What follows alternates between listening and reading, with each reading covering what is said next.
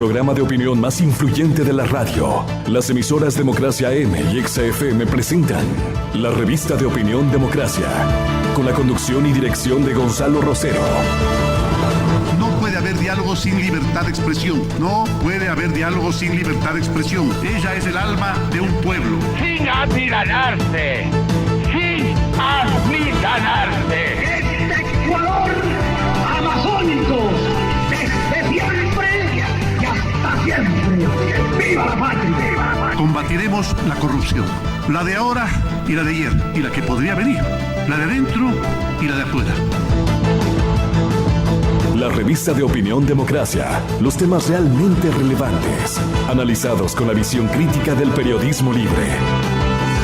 Da inicio la revista de opinión Democracia, el programa en el que usted cree. Comenzamos. Gonzalo Rosero. Credibilidad incuestionable.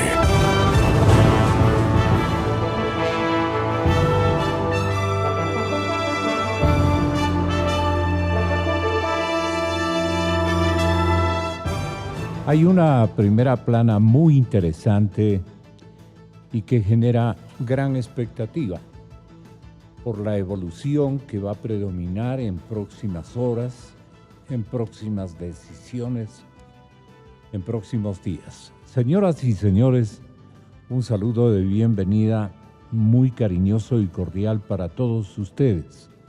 Estamos saludando al exministro de Economía y Finanzas y excandidato a la vicepresidencia de la República, el señor economista don Mauricio Pozo, así como al exparlamentario Clever Jiménez.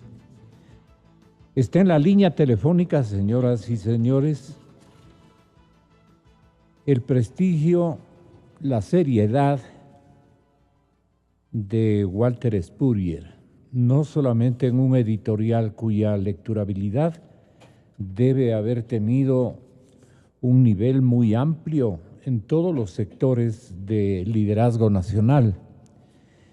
Él ayer precisamente nos estuvo hablando de el hartazgo social.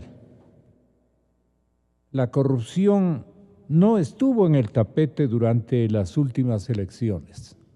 Evitaron aquello. Y usted cometió como votante errores cruciales para el futuro de nuestro país. Hoy lo estamos facturando recién, o por lo menos dándonos cuenta del equívoco increíble de connotación histórica, una equivocación histórica, a la que obviamente no quieren asistir todos los culpables. Jugaron a tiempo. La corrupción no estuvo en el tapete durante las últimas elecciones, dice precisamente Walter Spurrier. Según los consultores políticos, denuncias de esta índole obviamente no dan votos. ¿Cómo cambió la situación en pocos meses? La semana pasada tuvo lugar en Guayaquil una jornada contra la corrupción. El amplio auditorio de la Plaza Vaquerizo Moreno resultó francamente estrecho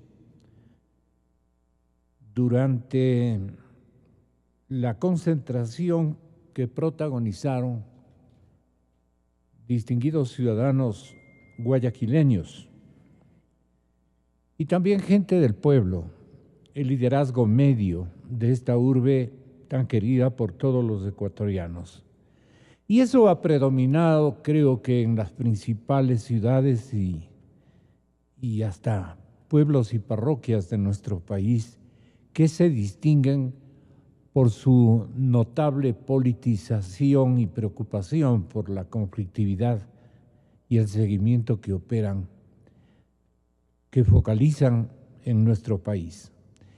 El hartazgo Walter Spurrier en la cadena Democracia, ¿cómo es contemplado por tan distinguido analista? nos responde desde la ciudad de Guayaquil, anticipando de nuevo la gentil concurrencia y la presencia en estudios de Clever Jiménez y también del exministro Mauricio Pozo. Así es que bienvenido, le decimos, a la mesa de trabajo y al gran parlante nacional de la democracia que es esta emisora. Muy buenos días, don Walter. Muy buenos días, licenciado, y gracias por esta invitación a lo que se ha vuelto un foco tan importante para la democracia en el país como es la radio, que bien nombrada democracia. Saludos a los compañeros de panel. Yo creo que el hartazgo se produce sobre todo porque la economía ya no está bien, en el sentido que ya no puede mantenerse la economía creciendo en base a ingresos petroleros más deuda externa, y entonces en ese descontento la gente comienza ya a darse cuenta que mientras que ellos están sufriendo las consecuencias de las políticas económicas que hemos tenido en el pasado, hay personajes del gobierno que han conseguido y se considera que tienen grandísimas fortunas y revelado por las propias personas que han estado dando esos dineros, que son los exfuncionarios de Odebrecht, y que ya quieren algo, quieren que se señale a los responsables y que se castiguen a los responsables.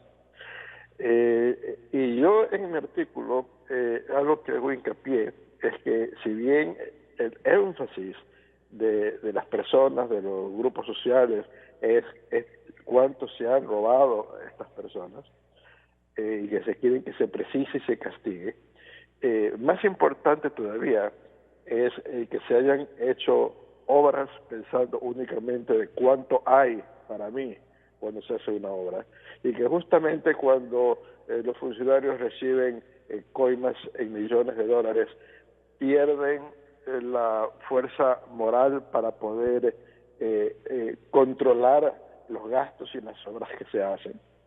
Y vemos, por ejemplo, lo que denunció el presidente ayer en base a la información que preparó el ministro de Hidrocarburos concerniente a la refinería de Esmeraldas, y que también brevemente se ha mencionado en todas las otras obras en el sector petrolero, como una ampliación de una refinería aumentado en precios en 7 veces, era 300 y pico de millones que iba a costar la repotenciación, costó 2.200 millones, y la refinería está dañada y está en peligro de explotar. La unidad de catalítica está en pésimo estado, y yo me pongo a pensar, a principios de los años 70, en cuando el país hacía sus primeros pininos petroleros de la Amazonía, el gobierno de entonces contrató la refinería de Esmeraldas con una empresa japonesa, y la refinería se hizo y funcionó como relojito por décadas. ¿Cómo ahora, con tanto dinero metido en el sector petrolero, con un estado tanto más grande, no pueden ni siquiera hacer una repotenciación de esa misma refinería funcione de manera adecuada? Es porque han estado pensando en la plata que les llevan ellos, no en la obra para el pueblo, el mejor uso de los fondos nacionales. Y ahora resulta que esos 2.200 millones, ¿cuánto se votó? ¿Cuánto realmente es desperdicio? Y realmente cuánto se utiliza. Entonces es el asunto de ver este enorme caudal de dinero que ha tenido el Estado. A la postre, el valor real de las obras que se han hecho con eso es infinitamente menor al monto gastado e invertido. Entonces yo pienso que eso también va a pesar poco a poco en el hartazgo de la gente, que empieza con el hecho de pensar en las coimas que se llevan los funcionarios, a ver que peor todavía es el desperdicio de lo que se invirtió. La desmotivación por la producción, por la economía virtuosa, la desmotivación de la gente por el emprendimiento, es lo que más importa. Aparte, naturalmente, señor economista Mauricio Pozo, del lamento ciudadano el liderazgo de pueblos, de parroquias, el liderazgo profundo, el liderazgo gremial, se encuentra ocupado exclusivamente en hacer un inventario de este hartazgo y de la forma como se han robado la riqueza nacional los sinvergüenzas que se han llevado la patria. Es importante recalcar que mucho se ha logrado y es por parte de ustedes, no es por parte de los sinvergüenzas que se han llevado la patria. Indignado, semblante que nunca lo hemos apreciado en el actual presidente de la República, ejercitando un liderazgo tal vez tardío, tal vez oportuno. Centrémonos en aquello. Él podía haber evitado de alguna manera, me refiero al señor presidente de la República, o qué hubieran hecho ustedes para poner un punto de comparación sano y equilibrado, qué hubieran hecho ustedes, los otros candidatos que no fueron los seleccionados precisamente y que se dejaron engañar por el partido de gobierno, porque ese no fue un éxito exclusivo del señor presidente. Ahí intervinieron mecanismos, alegorías de disimulo especialmente, que fue protagonizado por la gente que hoy se hace el quite en Alianza País. ¿Usted cómo define este escenario? Mauricio, bienvenido, muy buenos días. Muchas gracias, Gonzalo, por la invitación, a mis compañeros de mesa y en Guayaquil a Walter. Yo le voy a decir algunos temas con este asunto que estamos conversando. En primer lugar, hay un trabajo reciente que acaba de publicar el Banco Mundial, donde se demuestra que aquellos países que han entrado en procesos de abundancia de recursos, que es el Ecuador, por las razones que hayan sido, en el caso nuestro por petróleo fundamentalmente, y han expandido el gasto y la deuda en las proporciones como lo ha hecho el país, han sido mucho más propensos a desarrollar mecanismos de corrupción como los que también ha registrado el Ecuador. No ha habido priorización del gasto, no ha habido el más mínimo principio de cuidado de las finanzas públicas. El Estado ha entrado a participar en ámbitos que no le corresponden y esto ha abierto pues el apetito voraz de aquellos que han querido sacar algún provecho de cualquier tipo de obra que haga el Estado. Esto no es solamente el ejemplo en el caso de la refinería, probablemente por el tamaño es muy relevante y efectivamente así lo es, pero ¿cuánta lógica tenía, por ejemplo, iniciar un proyecto como la refinería del Aromo? ¿Cuál era la lógica económica detrás de esto? Una refinería lo que hace es procesar crudo para sacar derivados. Si esa producción de crudo no es suficiente o está estancada o inclusive ha caído, no hay la inversión suficiente para que haya un horizonte de mayor incremento de producción. ¿Cuál era la lógica de entrar en un proyecto de esa naturaleza? Ahí también están botados 1.500 millones de dólares. Y eso, ¿quién va a rendir cuentas de eso? ¿Y quién va a pagar eso? ¿Y quién va a devolver eso? ¿Y cuánto de eso estará desviado en objetivos particulares de uno u otro interesado en el proyecto? ¿El país necesitaba 8 hidroeléctricas? ¿O tal vez eran solamente 3 de las que necesitaba? ¿O el proyecto Coca-Cola Sinclair era de 1.500 megavatios? ¿O según algunos técnicos habría sido suficiente con 750 porque el caudal de agua no daba para 1.500? La lista, Gonzalo, es infinita. ¿El presidente necesitaba 2 aviones o capaz era solamente uno el que se requería? ¿El Estado tenía que tener una farmacéutica o ese no es el rol que le corresponde? Entonces la lista es demasiado grande para uno decir que se metió donde no le competiría participar. 2, que eso abre el apetito, como digo, de temas de desvío de fondos, de temas de corrupción. Y en tercer lugar, lamentablemente a veces la ciudadanía ve como muy lejos del tema de la corrupción, como que no le afecta, como que es un arreglo entre un empresario grande y el Estado. No le afecta, porque las obras en lugares de Constanza sí valen 150 y eso le traslada el Estado a los ciudadanos de una u otra forma, o con menor atención a lo que sí le debe importar participar, como es salud, como es educación, como es justicia, y eso a la final terminamos pagando todos. Entonces, este sí es un problema, yo diría, de fondo. Ojalá se lo transparente, ojalá se lo visualice y se sancione y se pueda recuperar algo de lo que se ha podido perder. Fíjese, lo que acaba de anunciar el Contralor sobre una suerte de investigación por qué se superó esa restricción legal del 40%, a mí no me parece fuera de tono, a mí me parece inclusive que tiene que buscarse una explicación sobre eso. Pero independiente de que el 40 haya sido fijado, sacado de la manga, porque no existe argumento técnico para eso, pero estaba en la ley, pues, y se lo violó. Y ahora le quieren hacer un juicio político porque se investigue por qué se superó eso, cómo es el proceso de construcción y contratación de deuda pública. Aquí creo que se quiere tapar todo, como que no hay decisiones para que se investigue hasta el fondo qué realmente ocurrió en una década perdida del país. Sinvergüencería. El propio comilitante, que es el presidente de la República, porque conoce la ambición y la aspiración que no ha cesado de parte de sus compañeros, lamentablemente compañeros ideológicos, que tuvieron buenos pensamientos. Y por eso me gustaría que comenten todos respecto hacia dónde apunta el hartazgo.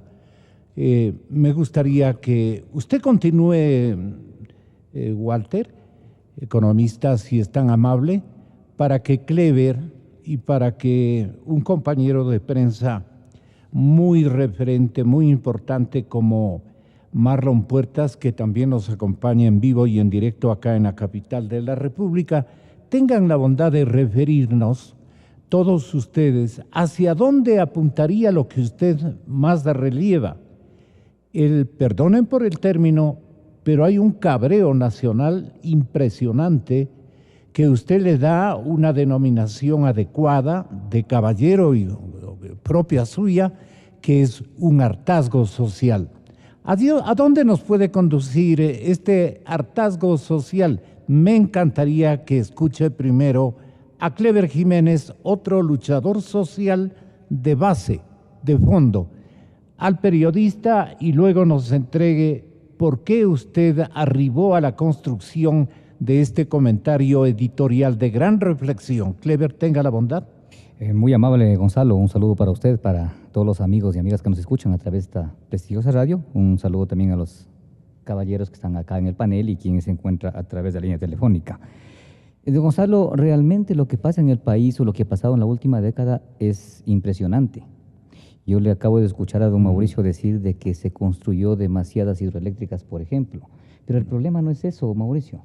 Yo no considero que el problema sea en la construcción de las obras. Yo creo que hace falta construir obras y construir muchas hidroeléctricas. Por ejemplo, hoy mismo, la construcción de las hidroeléctricas que hizo el gobierno anterior no abastece la producción o el consumo nacional de energía eléctrica. Seguimos abasteciendo energía a través de termoeléctricas. Es decir, las hidroeléctricas que se hicieron en el gobierno anterior ni siquiera han servido, no han avanzado para reemplazar la energía que producimos a través de termoeléctricas. Mucho menos ha servido para poder exportar como nos ofrecieron. Está engañada la gente, entonces. Está completamente engañada.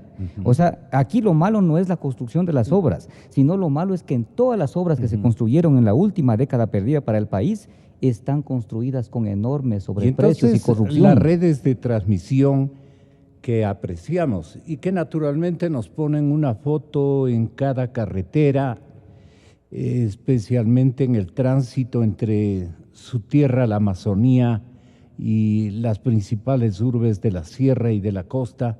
Esas redes de transmisión de energía no es con el objeto de que digan, ahí está el dinero de la revolución ciudadana, lo que hemos logrado hacer con el dinero Todo es fotos, todo es propaganda, don Gonzalo. Todo es propaganda, todo es falso.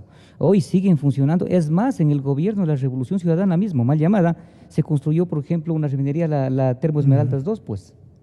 O sea, Termo Esmeraldas que sigue produciéndose energía a través de combustibles, de diésel.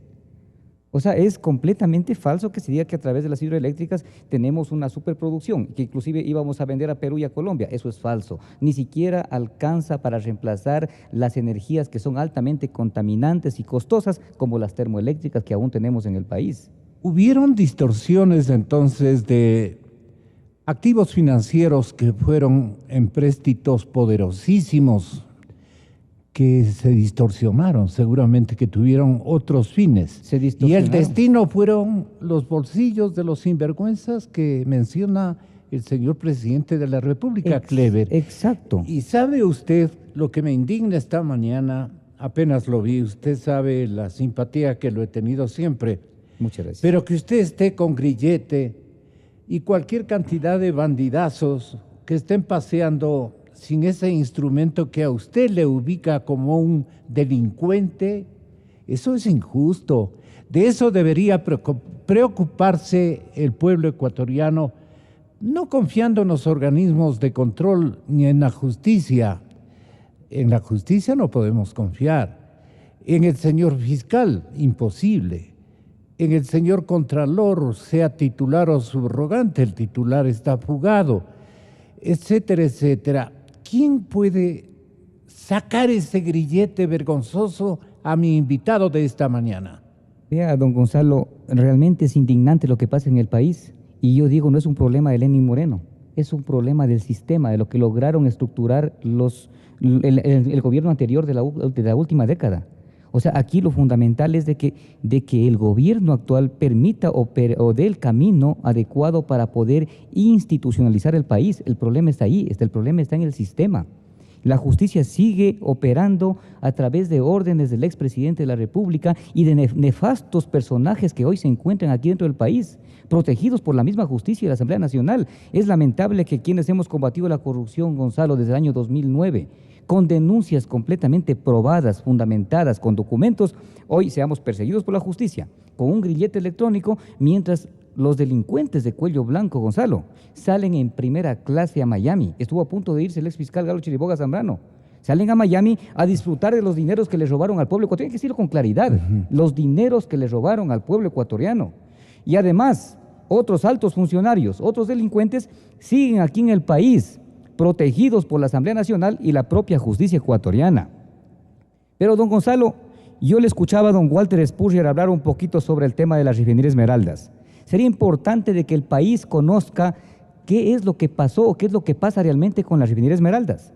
Recordemos de que la refinería Esmeraldas fue construida en 1972 y fue construida para procesar crudos de 28 grados API o superiores. Pero mire usted, don Gonzalo, en la Amazonía tenemos dos tipos de crudos, dos tipos de petróleo. El petróleo de 18 grados API y el petróleo de 28 grados API.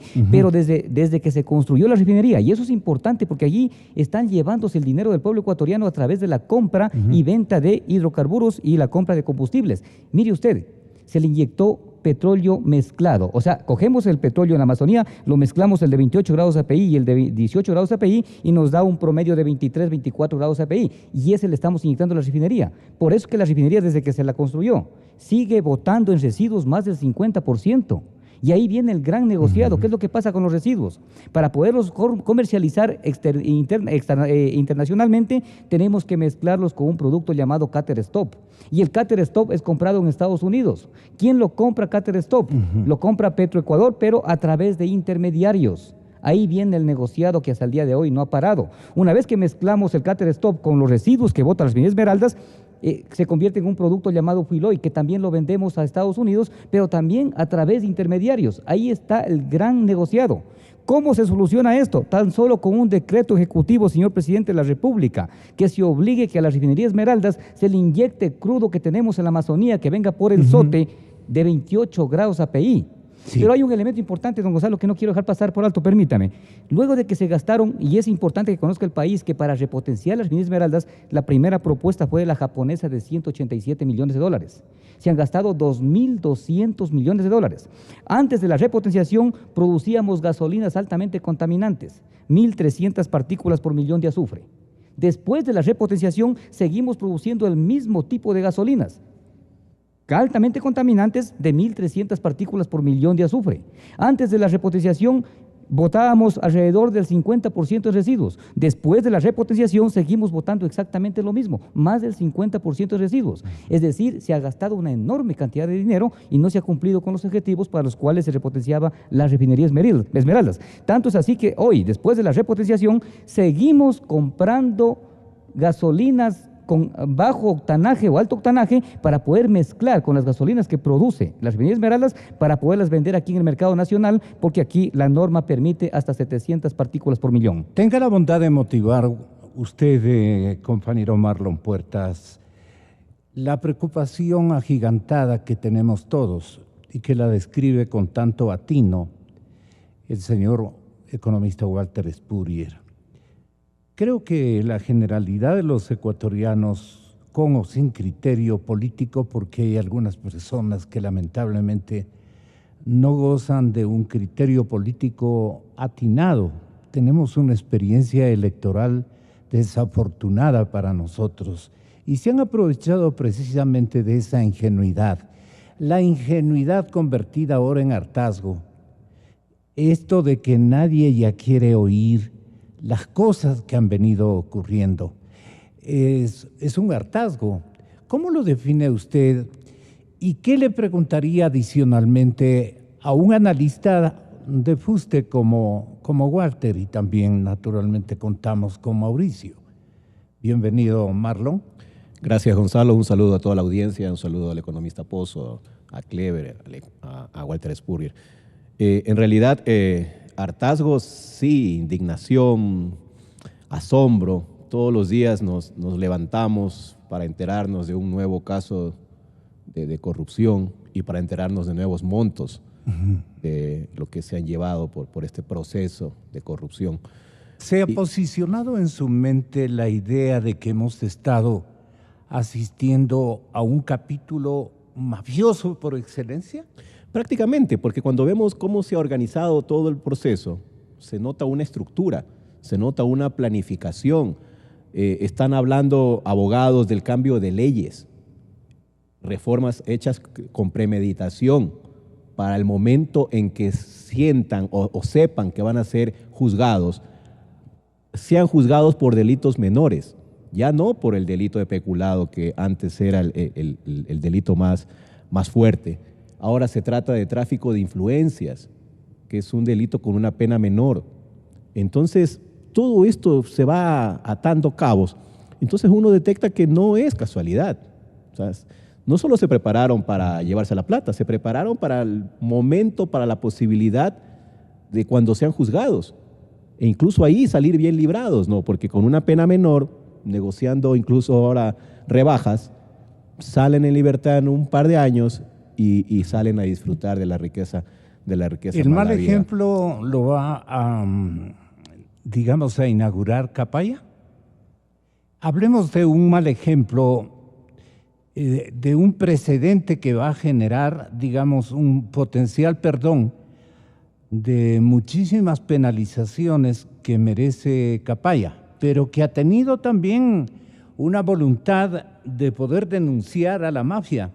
Entonces, habiendo sido él también parte de ese mecanismo mafioso, bueno, se anima por último, y me parece que allí el presidente de la Asamblea Nacional atinó en ir a traer, a ponerse de acuerdo y a darle un camino expedito para que pueda informar a la institucionalidad y a la justicia, a la institucionalidad de control y a la justicia, elementos que lo conocemos todo, porque hasta este rato Capaya está repitiendo lo que incluso un ciudadano de clase media, medianamente instruido, quiero decir, lo conoce, lo sabe, presume, cree.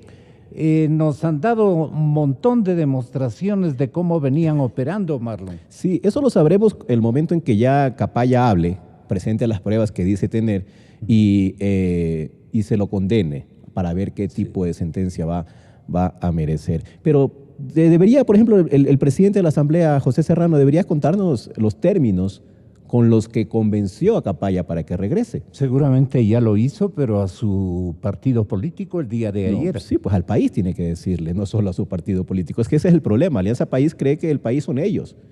Y basta que ellos aprueben, consientan, se enteren para que el país esté de acuerdo con la Alianza País, y así no son las cosas. Entonces, concretamente, ¿qué le solicita a usted al señor presidente del Parlamento como ciudadano y como comunicador, Marlon? Yo quisiera saber cómo lo convenció, cuáles fueron los términos de ese convencimiento. Ese arreglo, porque fue un arreglo, sí, claro. O sea, no es posible que uno se trague la versión de que yo fui, le dije, oye, vamos, y el otro dijo, bueno, vamos, porque si no hubiese regresado solo el señor Pareja Yanoselli. Debe tener un proceso, ¿no? Debe haber ahí una conversación de la que debe estar obviamente enterado también el presidente de la República, por eso estaba muy al tanto del viaje del doctor Serrano, y llegaron a algo, algo que dice el doctor Vaca Mancheno que no sabía. ¿Por qué mantiene eso en sigilo, José? No hay que separar el tema político de esto. O sea, si a alguien va a afectar Capaya, es a Jorge Glass. Eso es inminente. Y ya Lenín Moreno no sabe cómo sacárselo de encima. Entonces dijeron, bueno, traigamos a Capaya. Yo creo que va a ser el golpe de gracia para Jorge Glass, el momento que ya saque las revelaciones que seguramente las empezará a decir este día viernes, y ya eso será insostenible. El problema aquí es que el problema aquí es que se puede decir cualquier cosa, se pueden presentar todas las pruebas del mundo y Jorge Glass seguirá diciendo que es inocente. Y Jorge Glass ayer mismo, apenas Lenín Moreno reveló el atraco en la refinería de Esmeraldas, salió Jorge Glass a decir que hasta mayo, hasta el 24 de mayo, la refinería operaba perfectamente y que tenía un nivel de producción del 98% de su capacidad. Qué raro que a partir del 25 de mayo y en 3 meses el nuevo gobierno haya destrozado la refinería, porque con nosotros estaba perfecta. Eso dijo Jorge Glass. Entonces, mire usted, Gonzalo, nos estamos adaptando a un nivel de cinismo nunca antes visto. O sea, anteayer el doctor Chiriboga sale a decir que haber comprado pasajes a Bogotá, tenerlos listos, estar en el aeropuerto, no significa que iba a viajar. No. Cuando hacemos una reserva saliendo el día 14 y regresando el día 28. Eso está desde el 3 de julio a las 8:38 de la noche. La semana pasada se publicita de que viene el señor Carlos Pareja. Yo estuve el día viernes de la semana pasada en la ciudad de Loja, a la que fui por un compromiso social, y el día sábado le llamo a mi mujer y le digo, mira, creo que no es conveniente que salgamos para esperar qué es lo que dice este señor Capaya, para yo poder responderle. Así acordamos con ella. Busco en Loja un notario que me permita autorizar a mi hija salir con su tía y con su abuela. No lo conseguí y tampoco no podía hacerlo porque no había ese notario. Entonces regresé a primera hora del día domingo en un vuelo de TAME, cuyos pasajes y boletos también se los voy a remitir al señor ministro César Navas. Y ese día, en horas de la mañana del domingo, se cancela el vuelo de mi esposa y mío. Conseguimos un notario que nos autorice para autorizar a través de un instrumento público el viaje de nuestra hija. El ministro como que no le cree. No le dio, digamos, rienda suelta o no le dio escenario para que prosiga con esa explicación. Todo esto es un hartazgo. Sí, eso decía. El doctor Chiriboga puede decir lo que quiera ahora. Ya el país no le cree, el país se cansó de ser objeto de su burla. Ya se burló lo suficiente el doctor Chiriboga cuando era fiscal general del Estado. Y ahora que es ex fiscal, continúa con el mismo estilo. Ya no sé si el doctor Chiriboga no se entera que es el centro de las burlas del país. Ayer nomás sigue siendo con esta infausta declaración de que compré el pasaje, pero eso no significa que vaya a viajar. de la sátira, es objeto de memes, de burlas, de chistes. O sea, él debe valorarse un poco más y tener un momento, por supuesto, tener un momento de dignidad y salir a decir la verdad. El señor vicepresidente sin funciones, ayer lo mismo, que desde el 25 de mayo comenzaron los problemas en la refinería, lo cual es falso, porque Fernando Villavicencio, apenas inaugurada la refinería, que fue en diciembre de 2015, cuando recordamos esa pomposa ceremonia en que Capaya y Glass alzaban los brazos y decían, lo hicimos. No le dijo Glass a Capaya, lo hiciste. No, lo hicimos, porque ese fue un trabajo de equipo. Ahora sí, él no sabe nada, pero en ese momento decía, lo hicimos. Inmediatamente Fernando comenzó a denunciar que la refinería no producía lo que se ofreció y que seguía produciendo elementos contaminantes, con la misma cantidad incluso de contaminación que hubo antes. Se lo dijo de inmediato. Comenzó a relatar las paralizaciones una por una. Decía, a tal fecha se va a paralizar. Efectivamente. Decía, de tal fecha hubo un incendio. Y ocurrió. Y no es difícil eso no es un asunto de adivinar. Fernando tenía obviamente gente que le informaba de lo que estaba ocurriendo en Esmeraldas. La fatiga social, señor economista Spurrier, se da precisamente por estos tongos, ¿no? Mire usted, recordemos al país lo que aludían ahí a toda voz en escenario esmeraldeño frente a la gran obra, cómo mencionaban con alegría, con orgullo, lo que sigue. Carlos Pareja Llanuselli, antes gerente de refinación, pasaba todo el tiempo en esta refinería, luego gerente de Petroecuador y ahora ministro de hidrocarburos. Indudablemente este es un logro de tu esfuerzo, querido Carlos, la patria te lo reconoce. Alex Bravo, nuestro nuevo gerente de Petroecuador, esmeraldeño de 34 años, joven de la generación del conocimiento. Lo hicimos, lo conseguimos, todo en el marco de un proceso transparente que ha estado a la vista y el escrutinio de toda una nación.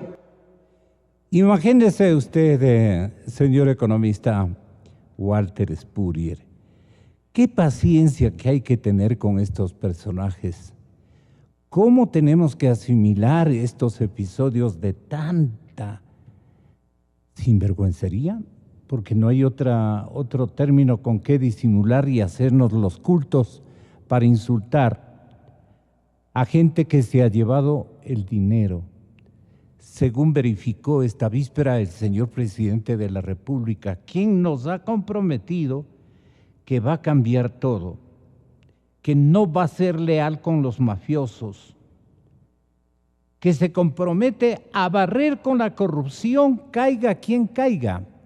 ¿Qué le falta demostrar al señor presidente de la República y qué energía, qué coraje le deben otorgar sus asesores? ¿O los asesores llegan hasta un punto y luego el señor presidente miran el horizonte de su partido y ahí se colapsan también? Y el pueblo ecuatoriano está cayendo en cuenta. Entonces hay un doble hartazgo. ¿Usted puede generar un comentario, Walter? Sí, yo pienso que lo lógico que puede hacer el presidente, bueno, él ya dijo que él podía ir por sus propios méritos o por sus propias atribuciones hasta cierto punto, pero que tienen que trabajar también, actuar las otras entidades del Estado, o sea, respetar la independencia de las entidades del Estado. En ese contexto, declaraciones como la que él acaba de hacer en Esmeraldas con la refinería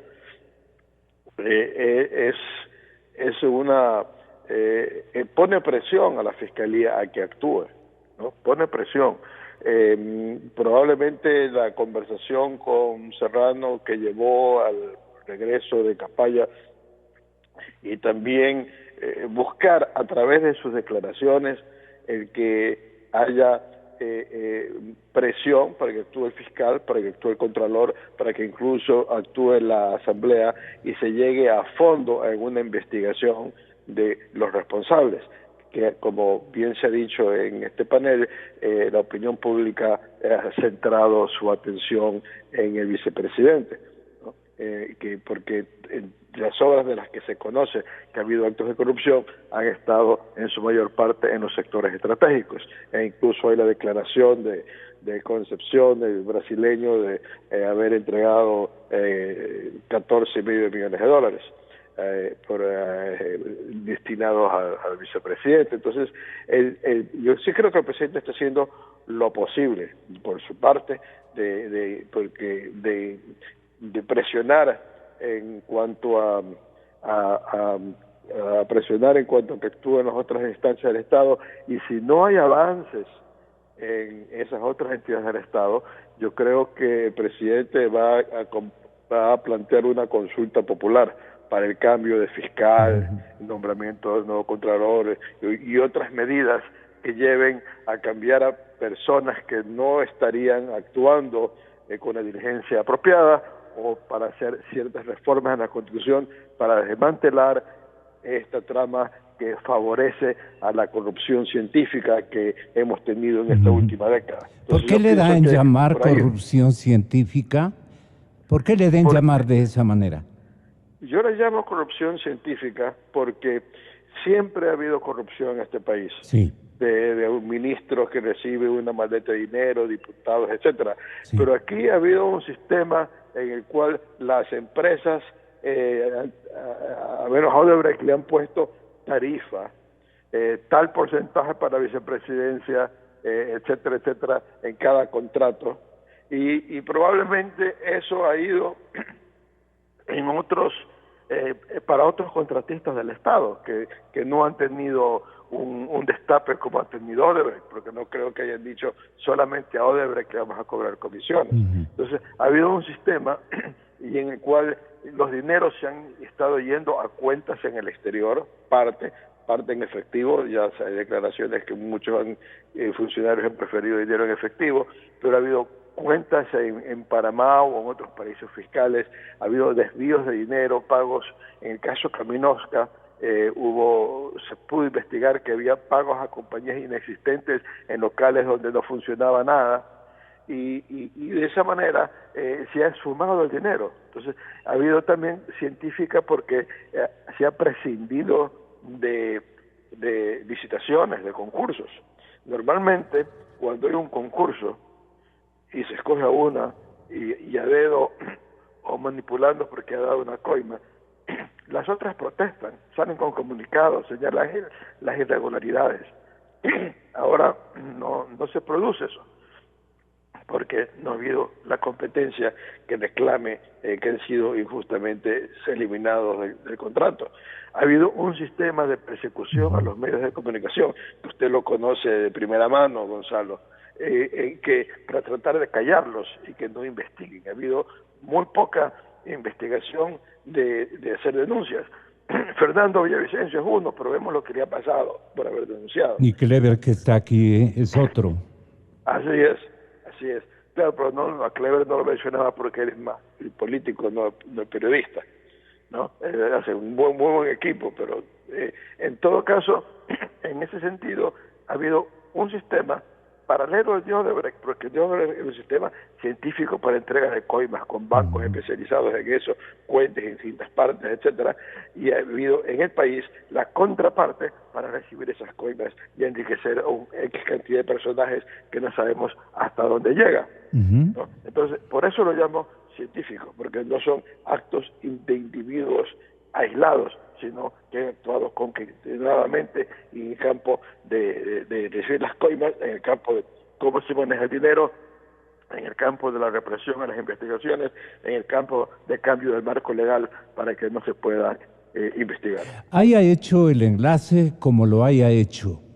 Fue iniciativa del propio Capaya, fue iniciativa del señor presidente del Parlamento, pero Serrano atinó en dar ese paso, irlo a traer para que haya un vocero que defina la situación como desde adentro, digamos, desde adentro, defina la situación contra los principales culpables, que son los que dirigían el país.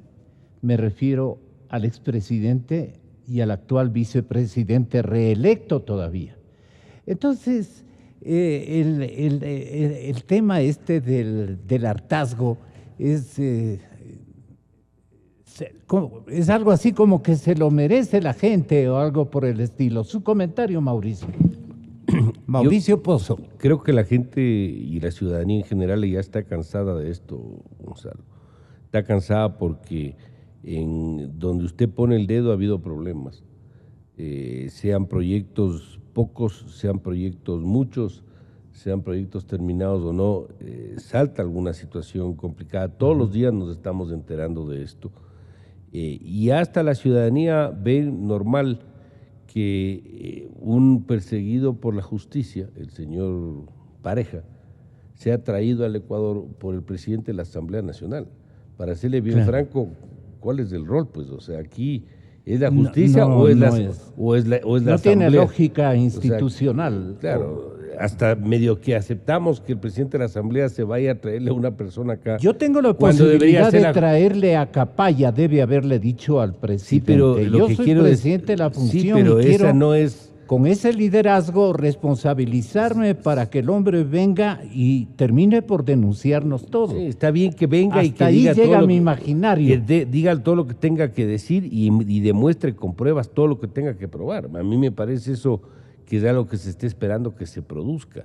Yo lo que estoy diciendo es que a qué nivel ha llegado el hartazgo, para utilizar el título del artículo, que inclusive no tenemos problema en aceptar que haya otras instancias del Estado las que actúen para que pueda producirse un evento de esta naturaleza. Es decir, en este caso, el presidente de la Asamblea que vaya y le traiga de la oreja a un perseguido por la justicia que esté en el exterior, cuando todos sabemos que es la propia justicia la que en términos normales en cualquier país de independencia de poderes sea la que tendría que actuar en esos ámbitos, no la Asamblea en este caso.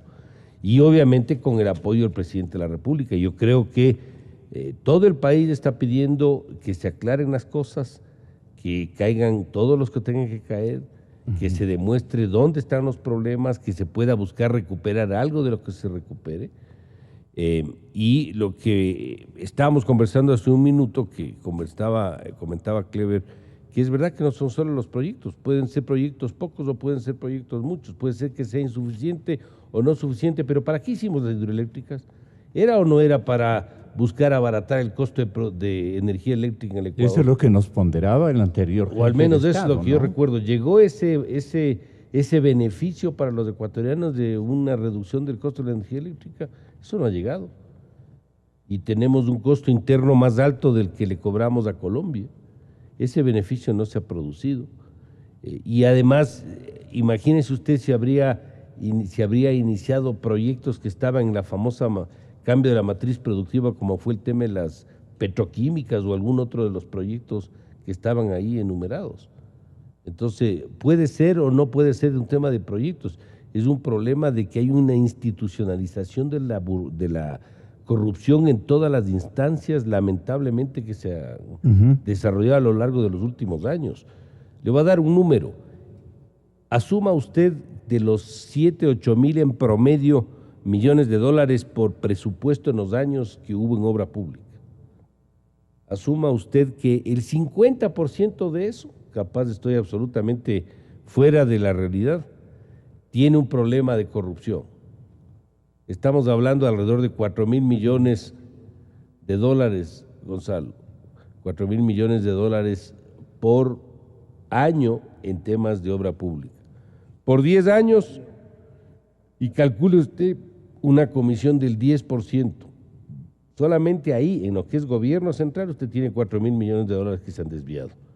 Súmela a eso todo lo que no forma parte del gobierno central, porque estas cifras de Petroecuador, estas cifras del tema del área petrolera, el tema de la refinería, está fuera de lo que es el ámbito del presupuesto general del Estado y lo que es del gobierno central. En otras palabras, usted puede llegar a cifras que bien pueden acercarse los 7, 8 mil millones de dólares que eventualmente están atados a temas de corrupción. Es difícil estimar este número. Pero usted está de acuerdo, puede ser Mauricio, una cifra similar. ya en la práctica de lo que estamos aludiendo. Nos pongamos también pragmáticos y no exijamos un fiel cumplimiento de las cosas. El que se atrevió a violentar tal vez el artículo 528 del Código Orgánico Integral Penal fue el señor presidente de la Asamblea, a manera de pregunta. Porque el 528 dice: nadie podrá ser aprehendido sino por los agentes a quienes la ley impone el deber de hacerlo, salvo el caso de flagrancia. Ajá, ahí está la cosa, de conformidad con la disposición de este código. Entonces, si era permisible o no era permisible, les doy este artículo para que lo analicen, señores abogados, y los señores parlamentarios que nunca cogen ni la Constitución. Van a sentarse de gratis allí en el Parlamento. Qué pobres son los discursos, las reflexiones y los argumentos jurídicos que exhiben. Casi no exhiben. Ahora, yo le quiero preguntar al editorialista de cuyo artículo hemos hecho el primer tema de esta mañana con notable preocupación, es si el presidente demora en hacer una consulta popular, demora en cambiarlo todo, que tendría un masivo apoyo precisamente sobre la base de este hartazgo tan descrito por usted, con gran empeño. Les pregunto entonces, señoras y señores, ha llegado el momento de que definamos la situación del vicepresidente. Vicepresidente sin cargo, sin misiones que cumplir. Vicepresidente, ¿en qué nivel este momento, mi querido Marlon? ¿Qué está haciendo? ¿Qué nos representa? ¿Qué papel juega, digamos, en el binomio administrativo y político del gran Estado? Desgraciadamente, Gonzalo, Jorge Glass representa ahora un gasto inútil. Él y entiendo que todos sus asesores que tienen la vicepresidencia siguen marcando tarjetas, supongo, y a fin de mes esperarán cobrar su sueldo. Es decir, toda esa burocracia que implica la vicepresidencia de la República está ahí intacta. Entonces, eso no puede seguir. Pero ya hay evidencias para que pase y le localice la institucionalidad democrática en otra parte, no sé dónde. Pero ¿por qué no? ¿Quién debe actuar? La Fiscalía en este caso. En este caso ya la pelota está en la cancha de la Fiscalía. Yo me atrevo a pensar que es un fiscal medio propio de ellos. Y me refiero a todo el... Con todos los antecedentes que hay, ¿no? Claro. Y también con la parsimonia que se están llevando las investigaciones judiciales. Por eso, pero esa es la presión que debe venir. El hartazgo debe derivar en una acción. Ya. Estamos hartos, estamos cabreados, como se usó la palabrita. Y creo aquí. que el presidente también lo está. Sí, pero el presidente también manda mensajes que nos deja confundidos. No, o sea, al mismo tiempo que el presidente se enoja y que dice que son sinvergüenzas, que se han llevado la plata, llega a Quito y llama a su asesor presidencial, Ricardo Patiño, para que le repita: no, pero Jorge Glass es incapaz de pellizcar un centavo, Lenin. Por favor, ¿cómo vas a pensar que Jorge hace eso? Jorge no, yo lo conozco desde chiquito a Jorge. Él pone las manos al fuego por Jorge Glass. Entonces, ¿qué tipo de consejero tiene al lado el presidente Lenín Moreno? ¿Tiene ahí a un cómplice, a un encubridor? No sé. Yo no lo tuviera de consejero presidencial y lo tiene ahí, defendiendo al principal sospechoso. Entonces, primero, presidente, tiene que decirle gracias a esos consejeros que le meten esas malas ideas en la cabeza. Tratan de lavar la imagen de los sospechosos. Está otra persona, Virgilio Hernández, otro consejero, también defensor a ultranza, diciendo que el proceso revolucionario, la década ganada, fue limpia. Y María Fernanda. Bueno, capítulo aparte la canciller, pero también la tienen, efectivamente. Entonces, primero, presidente... En términos de influencia, digo, o de desinformación, como usted quiera verlo. Yo creo que cada día influye menos la canciller. De hecho, lo de ayer fue lo que hizo Lenín Moreno en el mensaje de Venezuela fue dejarla muy mal parada a la canciller, ¿no? Sí, sí. Así que por ahí la canciller yo creo que debe ir... Parece que no le había consultado adecuadamente porque... Probablemente, pero una canciller que se respete, diría, bueno, presidente, no estamos de acuerdo, me voy, porque usted me acaba de desautorizar todas las acciones que yo he llevado apoyándolo a Maduro y la constituyente que instaló. Pero hay otros nexos de un cuatrenio, es bastante tiempo, para haberse asociado en principios, en lealtades, amistades, en vecindades. Y en afecto, ¿no? La parte emotiva. Vecindades en Ginebra y todo eso. En todo caso, el presidente debe definirse.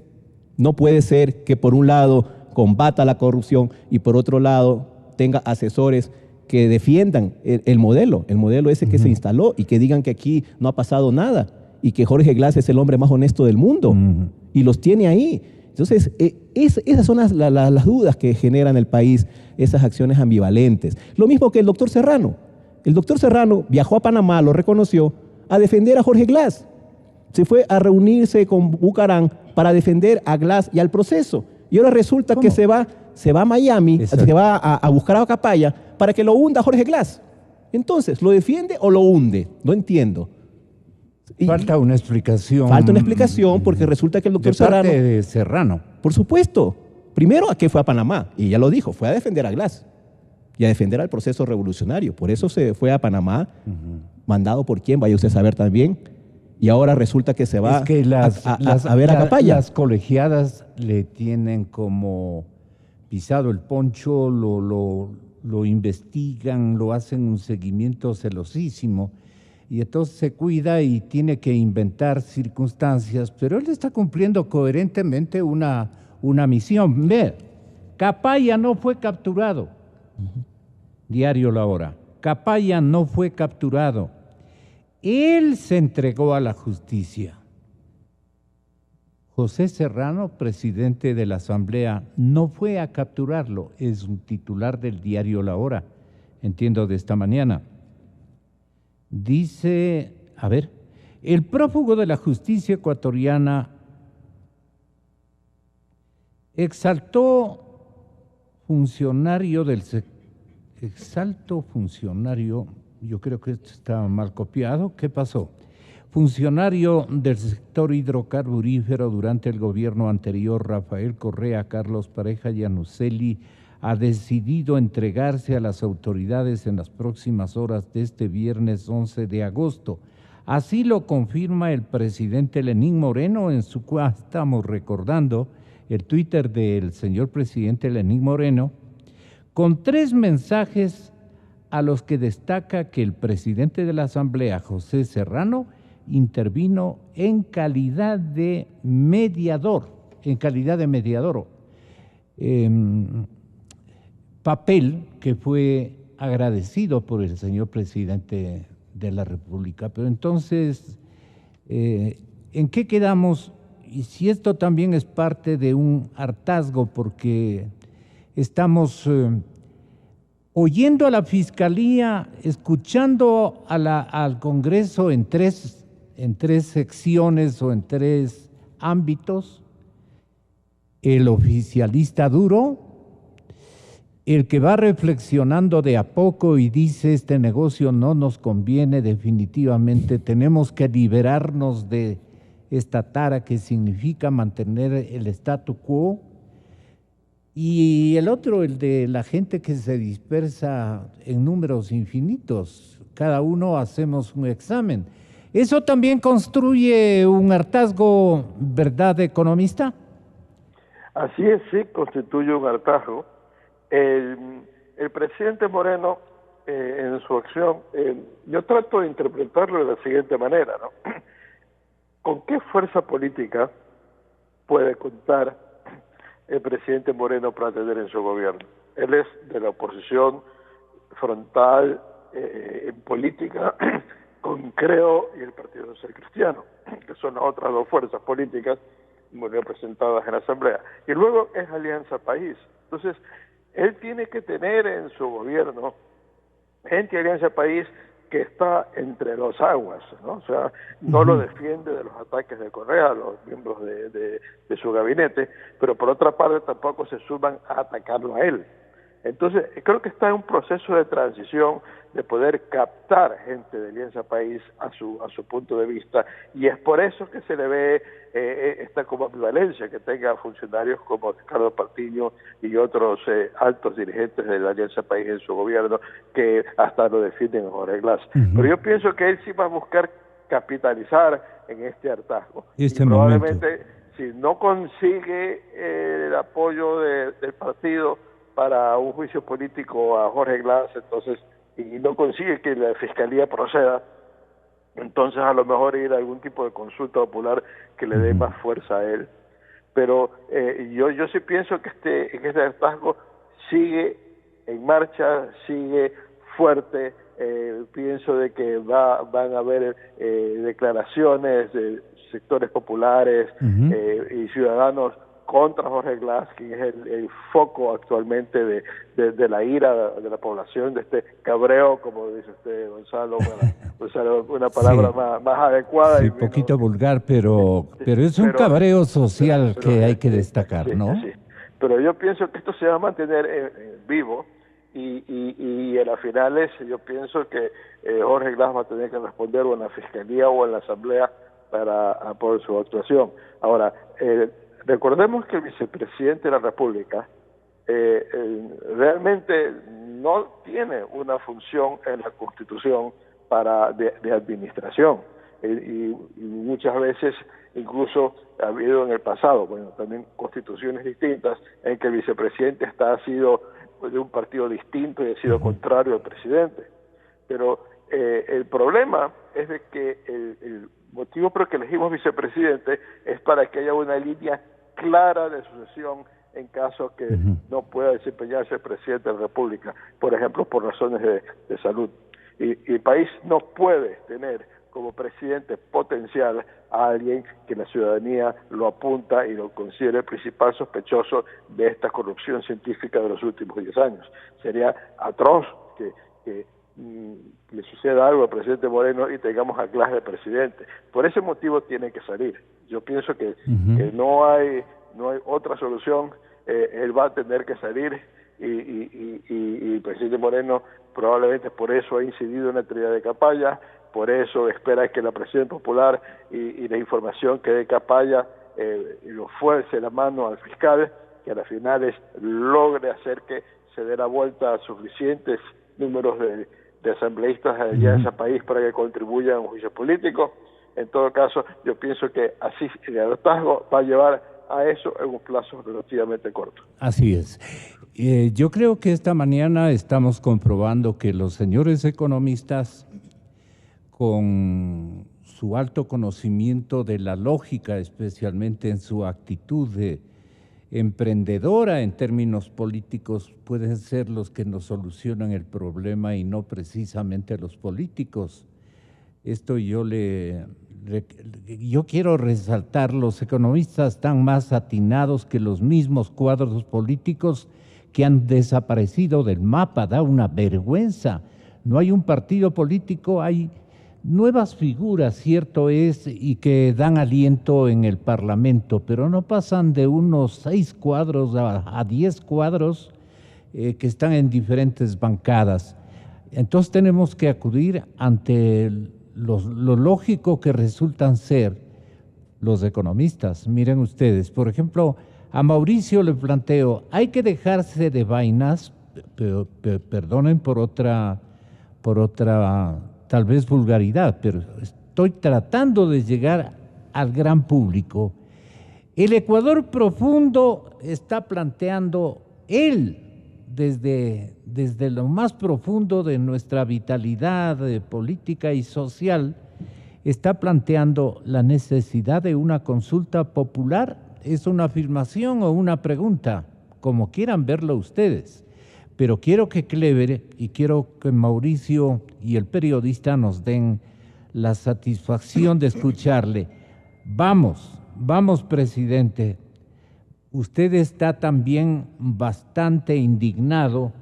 Ayer lo advertimos, lo notamos, muy indignado, muy avergonzado. No es lo mismo que lo hicimos. Lo hicimos, ganamos, pero plata al bolsillo, pues. Eso es lo que ganaron entre ustedes. Ay, qué ganas de decir las cosas en nombre de la ciudadanía también indignada. Yo quiero que tengan la bondad, Clever y Mauricio y Clever, de darnos a conocer. A ver, señor presidente, ¿ustedes se atreverían, si el jefe del Estado estuviera aquí, en decirle, presidente Lenin, tenga la bondad, este es el momento de plantear una consulta popular para desmontar el correísmo, para cambiarlo todo? Este es el momento, más tarde va a ser más complicado para usted. Su desgaste por la crisis económica, por eso les fusiono a Clever como político y a Mauricio en esa dualidad que la vida le ha otorgado en últimos meses, de compartir también el pensamiento político con lo esencial de la lógica económica, que nunca falla, nunca debe fallar. Entonces el economista y el político deben unirse este momento, por lo menos los que han sido luchadores infatigables, como su caso, Clever. ¿Qué le sugerirían ustedes al señor presidente de la República representando a esos dos estamentos, si son tan amables? Gonzalo, con todo el respeto del mundo a los dos panelistas, a Mauricio y a don Walter, recordemos de que el expresidente de la República también fue economista, pues. Entonces, lo que quiero decirle a usted de que a lo mejor la solución no está precisamente en un economista. Recordemos que el que destruyó el país y el responsable mayor de toda la corrupción y la impunidad que hoy existe se llama Rafael Vicente Correa Delgado y es un economista. Ahora, ¿qué hay que hacer en este momento y qué es lo que hay que recomendarle al presidente de la República actual? Con claridad. Yo escucho y veo muchas voces que hablan de una consulta popular. La gran pregunta, Gonzalo, es: ¿realmente queremos un cambio profundo en el país o solamente queremos parches para pasar el bache, como se dice vulgarmente, y pasar este gobierno? Eso es lo que quieren. Si quieren realmente... En la calle Piedrahíta quieren eso. Si quieren solamente parches, entonces vamos por la consulta. Y en la consulta cambiamos de nombres.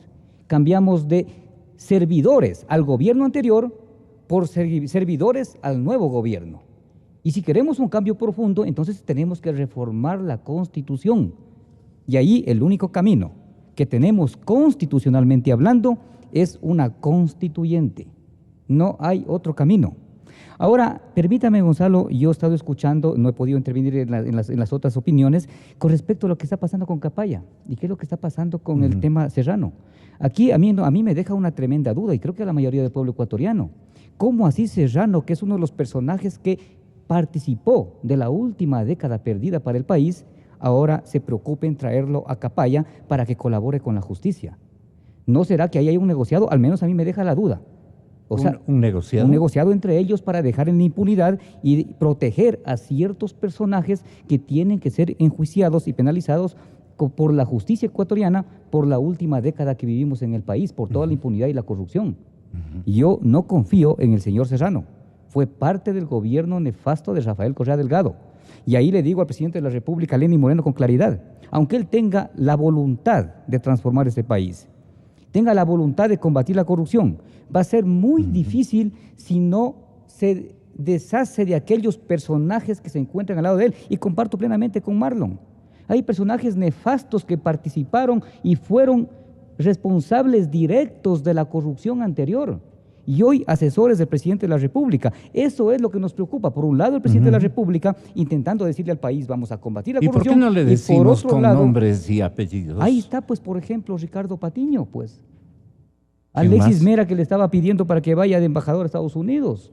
Pasamos ahí está doña vergüenza Rosana Alvarado, de ministra de Justicia. Discúlpeme, o sea, hay personajes nefastos que están ahí con el nuevo gobierno que está intentando con una cirugía mayor que él dijo. Es que él tiene combatir que la corrupción. reclutar de su partido, por Pero- lo menos para una fase de disimulo, antes de radicalizar su posición, pues. Esperemos que así es sea. que también tenemos que entender la estrategia del presidente, Tengamos ¿no? la esperanza, don Gonzalo. Yo te me voy a sumar a su esperanza y ojalá tengamos días mejores para el país. Pero una cosa que están olvidándose y que tendríamos que nosotros debatirlo, estimado Gonzalo, es nosotros estamos viendo públicamente de que la cara de la corrupción es Jorge Glass, pero nos estamos olvidando del personaje principal que orquestó toda la trama de corrupción y que institucionalizó la corrupción en el país.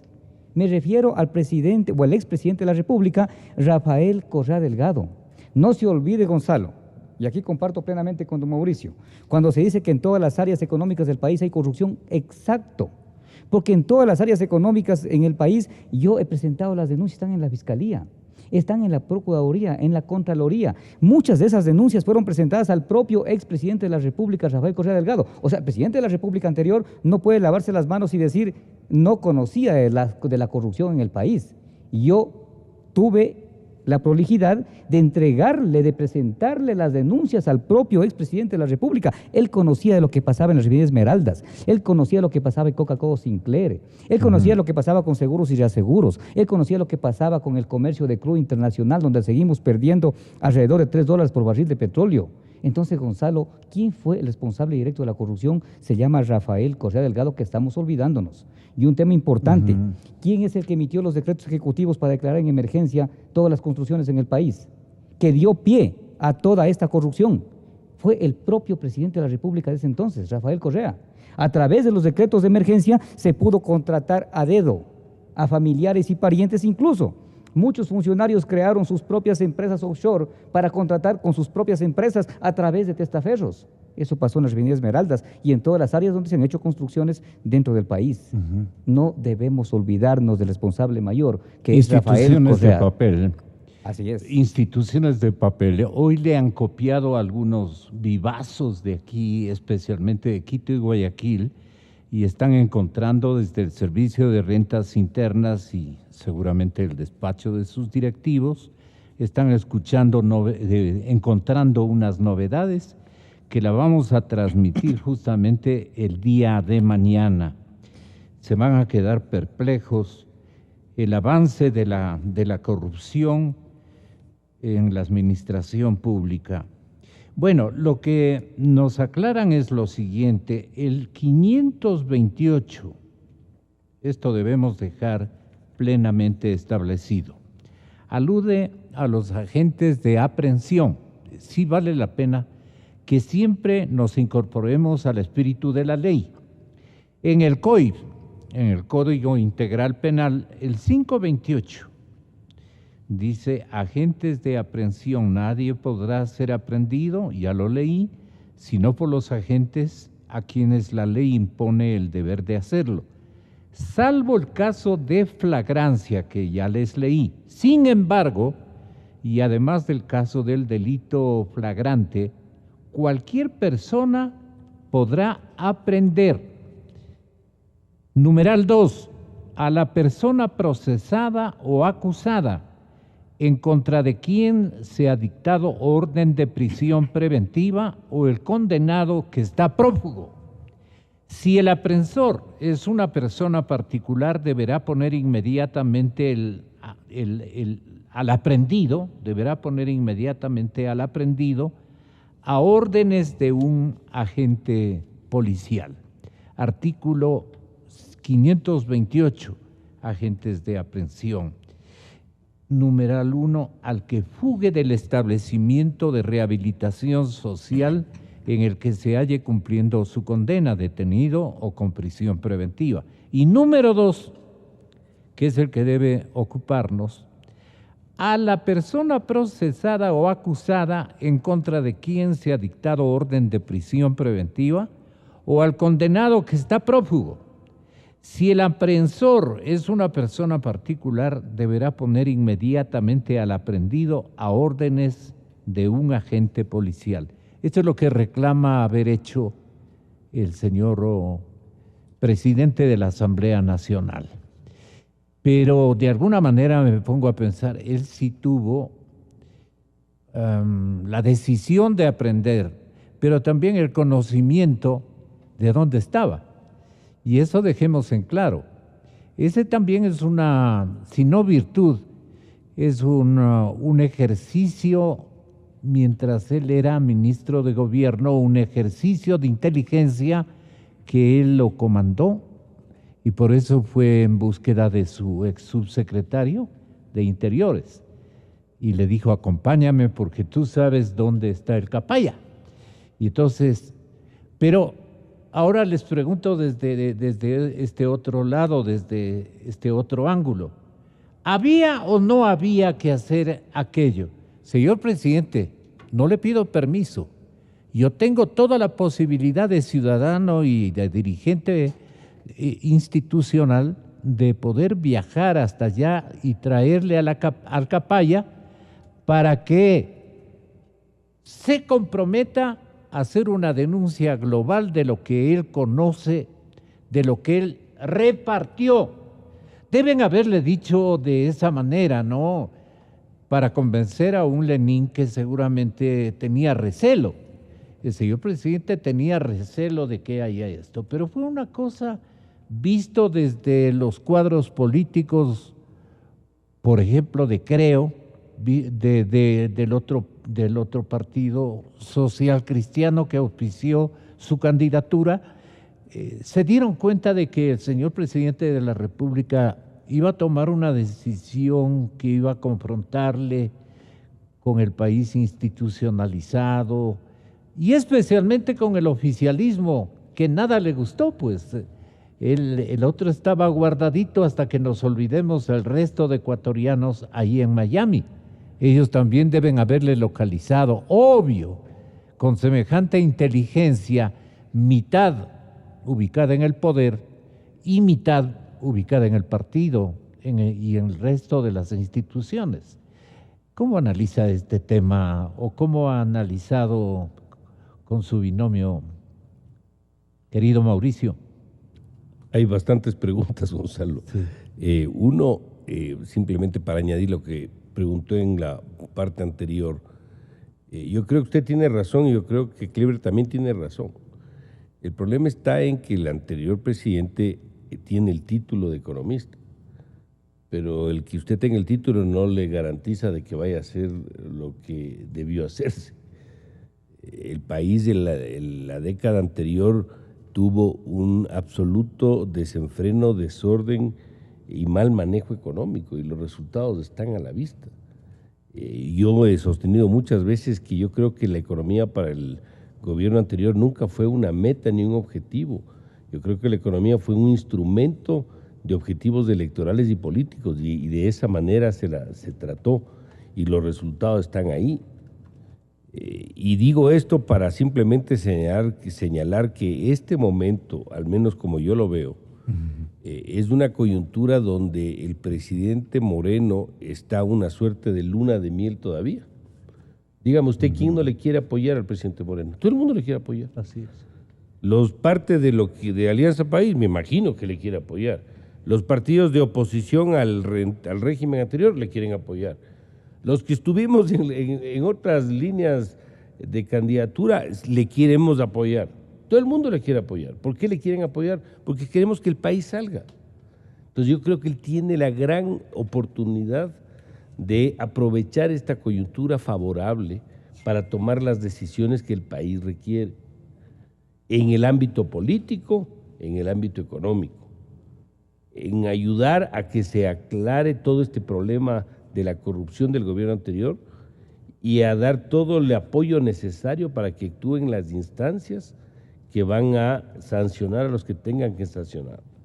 En el ámbito económico tiene que este momento, obviamente, anunciarle al país, se está demorando un poco, anunciarle al país un plan integral de cómo va a rectificar lo que se ha venido acumulando a lo largo de esta década, cómo va a arreglar la situación fiscal.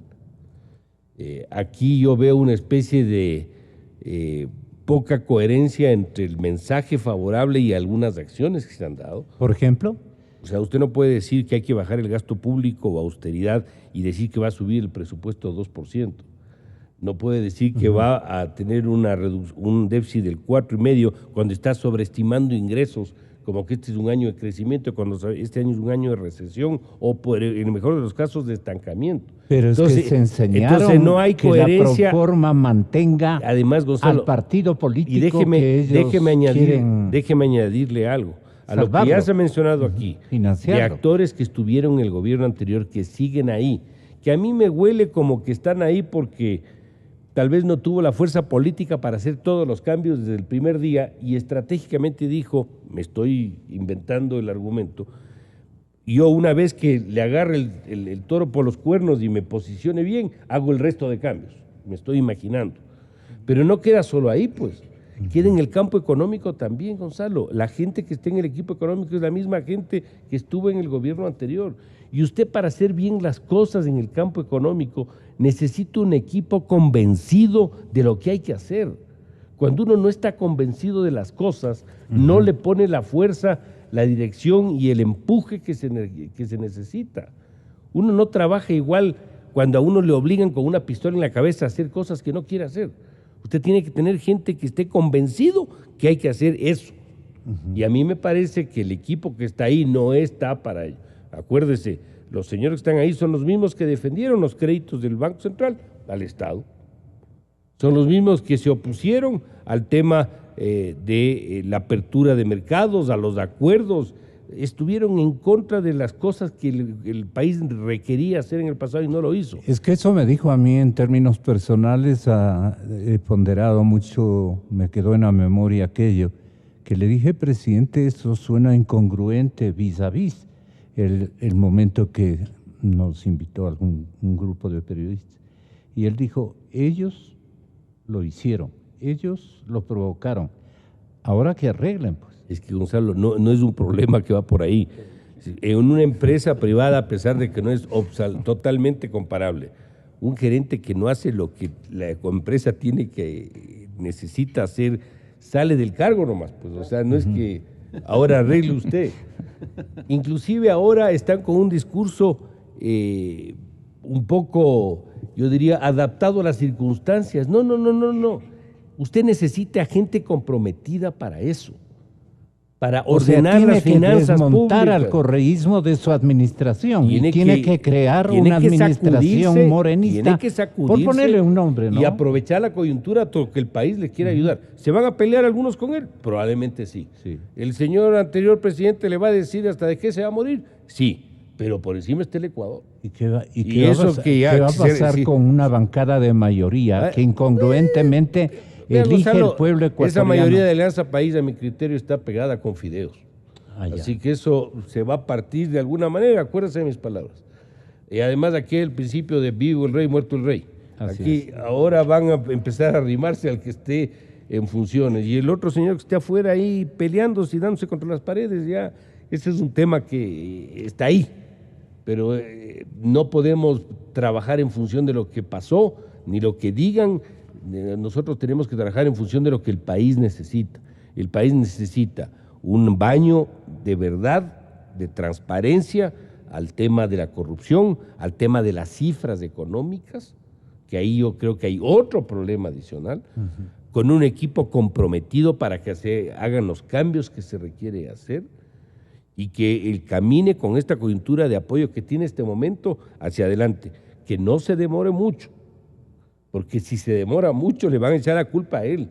No le van a decir que fue el gobierno anterior, le van a decir, señor, usted es el responsable. Pero usted pudo hacer los cambios y no lo hizo. Usted tuvo la oportunidad de cambiar. Entonces, yo creo que ha hecho, en el campo político, yo creo que ha hecho algunas movidas que empatan mejor entre el discurso y las acciones. En el campo económico, me parece que el discurso sigue medio dislocado con las acciones y en algunos casos como que no hay mucha síntesis. Pero tampoco el señor presidente debe estar convencido de que tiene que gobernar con los empresarios. Este momento en el lío político institucional, los empresarios están aprovechándose, y le digo con el mayor respeto a todos los cuadros empresariales que están participando de un consejo asesor o algo por el estilo. Están cambiando todo, pero en favor del sector privado, por el que abogamos nosotros siempre, pero sin abusos. ¿De dónde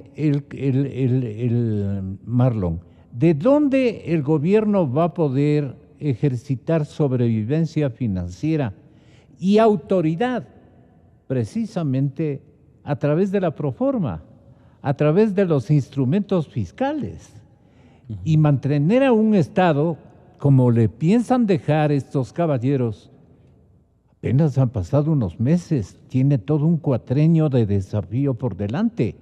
Entonces, ¿a qué conclusión llega usted? ¿También están haciéndose o poniéndose demasiadas pilas los empresarios? ¿Cómo deben ellos también contribuir, pues? Si es un momento de emergencia económica y política este momento, ¿en qué nos están ayudando los empresarios? A ver, los empresarios deben estar conscientes de la situación, del momento actual del país. Y el momento del país es de crisis, de ajuste, de apretarse los cinturones. No creo que en esta escasez, con estas miserias que nos dejó el gobierno anterior, los empresarios estén pensando en sacarle provecho. ¿Pero a qué, pues? ¿De dónde?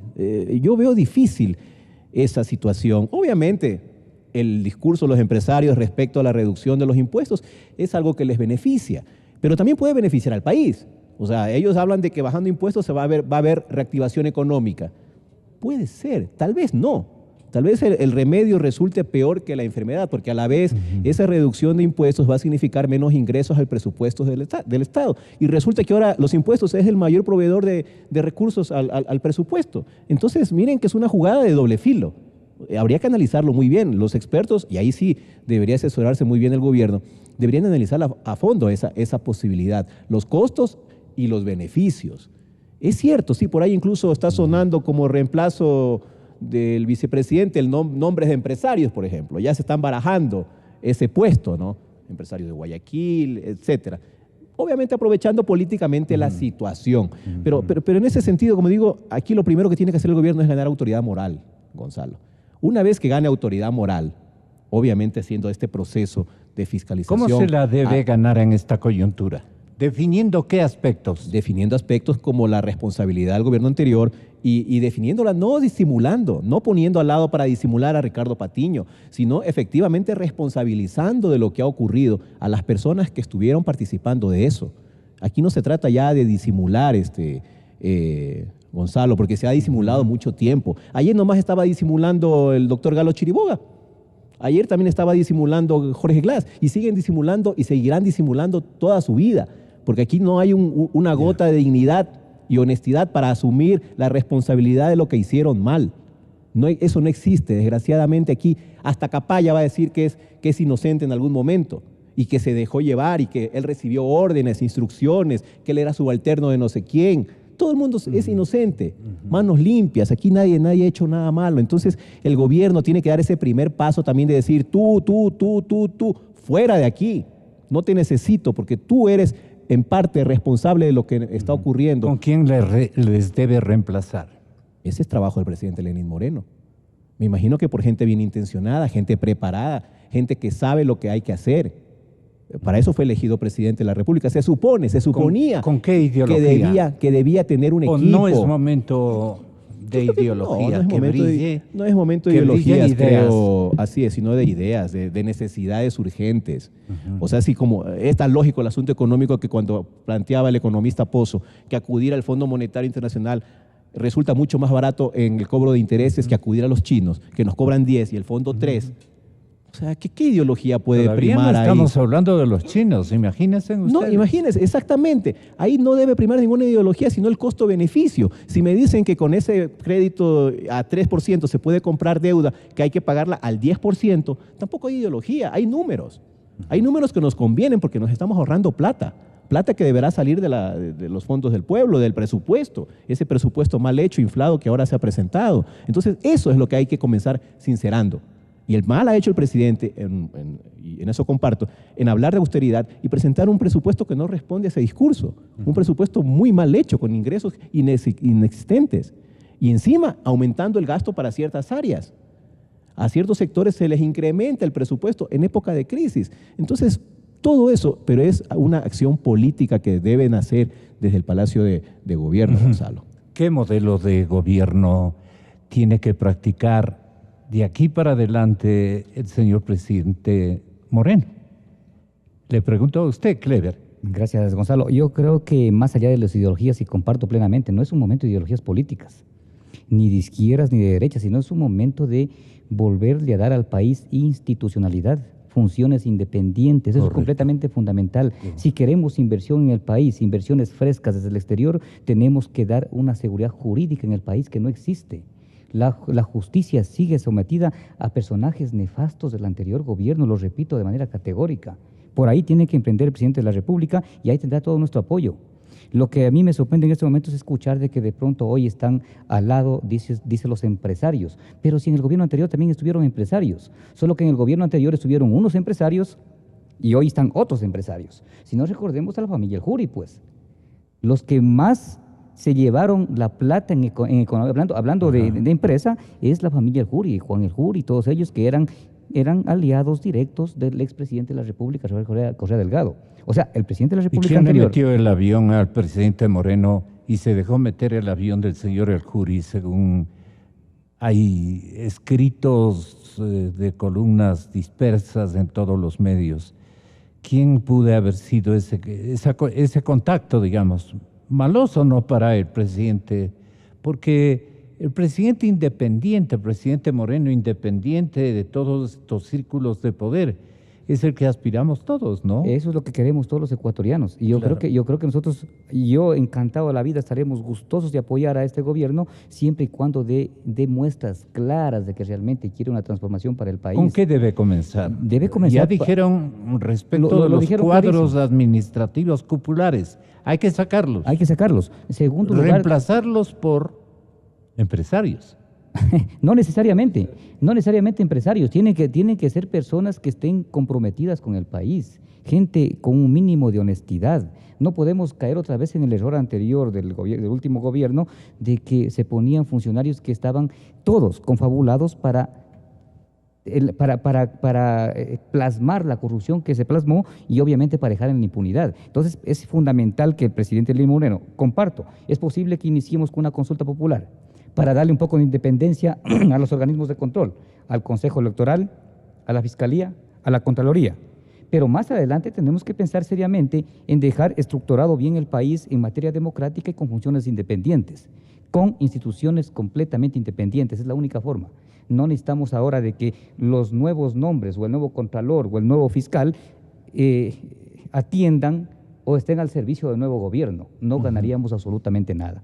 Pero para dar el primer paso creo que es lo correspondiente, una consulta popular. Dejamos independientes a los organismos de control para que a través de esos organismos de control independientes y con la misma fuerza del presidente Lenín Moreno, más el apoyo de todo el pueblo ecuatoriano, logremos una constituyente y de una vez por todas dejar buenos cimientos para que en el futuro tengamos mejores días para todo el pueblo ecuatoriano. A continuación, señoras y señores, vamos a analizar la decisión precisamente del señor presidente Lenín Moreno de abandonar el proyecto de refinería del Pacífico.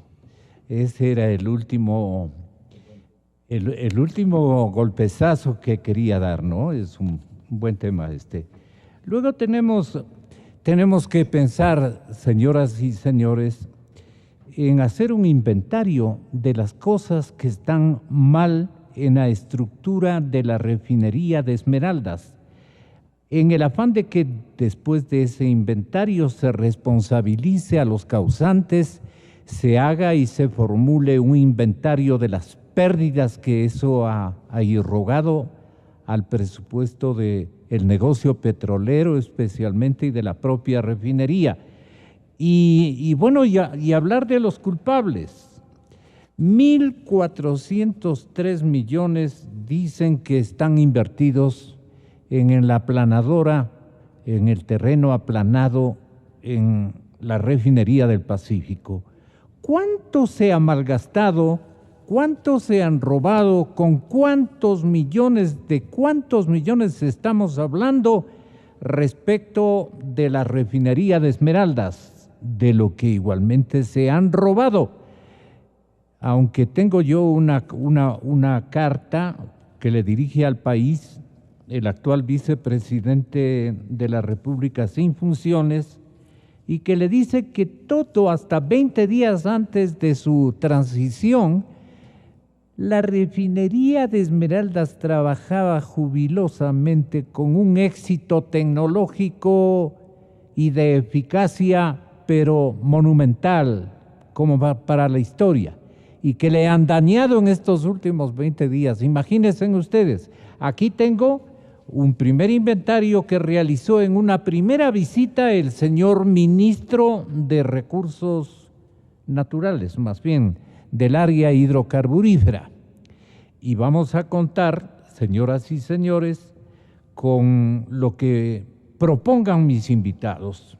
¿Quiénes son mis invitados? Mis invitados están de la siguiente manera: René Ortiz, Fernando Santos Albite y Henry Llanes, porque prefiero yo la radio. Yo creo en la radio, creo en la verdad.